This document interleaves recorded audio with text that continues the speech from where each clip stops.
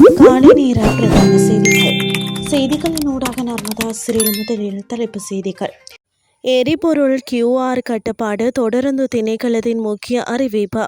அரிசி விலையில் மாற்றமா வெளியான அதிரடி அறிவிப்பு. ஈரான் போருக்கு மத்தியில் உற்றுநோக்கப்படும் ட்ரம்பின் சீன விஜயம். இனி விரிவான செய்திகள். நாட்டில் மீண்டும் எரிபொருள் QR குறியீடு முறைமை அமுல்படுத்தப்பட்டுள்ள போதிலும் தொடருந்து சேவைகள் எவ்வித தடையுமின்றி வழமை போல் இயங்கும் என தொடருந்து திணைக்களம் அறிவித்துள்ளது. இது தொடர்பாக தொடருந்து திணைக்களத்தின் பொது மேலாளர் கே ரவீந்திர பத்மபிரிய வழங்கிய விளக்கத்தில் தொடருந்து சேவைகளுக்கான எரிபொருள் ஒதுக்கீட்டை இலங்கை பெட்ரோலிய கூட்டுத்தாபனம் நேரடியாக வழங்குவதாக தெரிவித்துள்ளார். பொதுமக்களுக்கான QR ஒதுக்கீட்டு முறைமை தொடருந்து சேவைகளுக்கு பொருந்தாது. இதற்காக ஒதுக்கப்பட்டுள்ள பிரத்யேக எரிபொருள் நிலையங்கள் ஊடாகவே தொடருந்துகளுக்கு எரிபொருள் நிரப்பப்படுகிறது.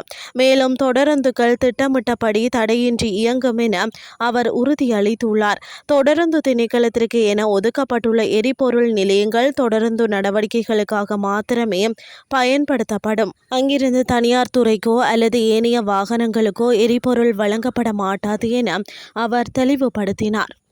அரசாங்கத்திடம் 3 மாதங்களுக்கு தேவையான அளவு அரிசி கையிருப்பில் உள்ளதாக தெரிவிக்கப்பட்டுள்ளது. குறித்த விடயத்தை வர்த்தக அமைச்சர் வசந்த சமரசிங்க தெரிவித்துள்ளார். கொழும்பில் நடைபெற்ற ஊடக சந்திப்பொன்றின் போதே அவர் இதனை குறிப்பிட்டுள்ளார். இந்த நிலையில் எதிர்வரும் பண்டிகை காலத்தில் அரிசிக்கு தட்டுப்பாடு ஏற்படாது என அவர் தெரிவித்துள்ளார். இதன் அடிப்படையில் அரிசியின் விலை அதிகரிக்கப்படாது எனவும் அவர் தெரிவித்துள்ளமை குறிப்பிடத்தக்கது. இனி வெளிநாட்டு செய்திகள்.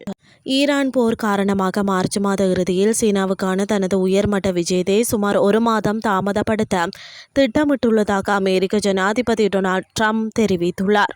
நாங்கள் அதை 1 மாதம் அல்லது அதற்கு மேல் தாமதப்படுத்துமாறும் கோரியுள்ளோம் என்று அவர் வெள்ளை மாளிகையில் செய்தியாளர்களிடம் ட்ரம்ப் கூறியுள்ளார்.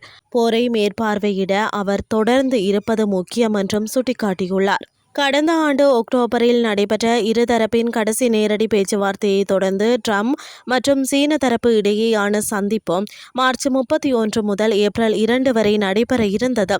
எனினும் ஈரான் போர் ட்ரம்பின் பிற வெளியுறவு கொள்கை முன்னுரிமைகளில் பெரும்பாலானவற்றை மறைத்துவிட்டது. தீவிரமடைந்து வரும் மோதல் மற்றும் உலகளாவிய எண்ணெய் விநியோகத்தில் இடையூறுகளை எதிர்கொண்டுள்ளது. இது அமெரிக்காவில் விலைகளை உயர்த்தும் அச்சுறுத்தலை ஏற்படுத்தியுள்ளது. இத்துடன் செய்திகள் யாவும் நிறைவடைகின்றது. அடுத்த இரவு 8:30 எதிர்பாருங்கள். நன்றி.